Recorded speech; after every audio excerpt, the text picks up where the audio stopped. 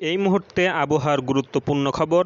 উত্তর পশ্চিম বঙ্গোপসাগরে একটি ঘূর্ণাবর্ত অবস্থান করছিল। এটি শক্তি সঞ্চয় করে বর্তমানে লঘুচাপে পরিণত হয়ে উত্তর পশ্চিম দিকে অগ্রসর হচ্ছে। ফলে এটি আরও শক্তি সঞ্চয় করে আগামী 24 থেকে 48 ঘন্টার মধ্যে নিম্নচাপ এবং পরবর্তীতে গভীর নিম্নচাপ এটি আরও শক্তি সঞ্চয় করার মতো উপযুক্ত পরিবেশ পেলে এটি ঘূর্ণিঝড়ে পরিণত হয়ে বাংলাদেশ এবং পশ্চিমবঙ্গের, বিশেষ করে বাংলাদেশের বরিশাল, খুলনা বিভাগ এবং পশ্চিমবঙ্গের মেদিনীপুর 24 পরগনা হয়ে উপকূল অতিক্রম করার সম্ভাবনা আছে এবং এর প্রভাবে বাংলাদেশের সমগ্র বরিশাল, বৃহত্তর ফরিদপুর অঞ্চল, সমগ্র খুলনা বিভাগ, সমগ্র রাজশাহী বিভাগ, সমগ্র রংপুর বিভাগ, পশ্চিমবঙ্গের শহর কলকাতা এবং দক্ষিণ পশ্চিম অঞ্চল থেকে শুরু করে উত্তর অঞ্চলের দার্জিলিং, কুচবিহার, আলিপুরদুয়ার পর্যন্ত বিস্তীর্ণ অঞ্চলে ভারী থেকে অতি ভারী বর্ষণ হতে পারে।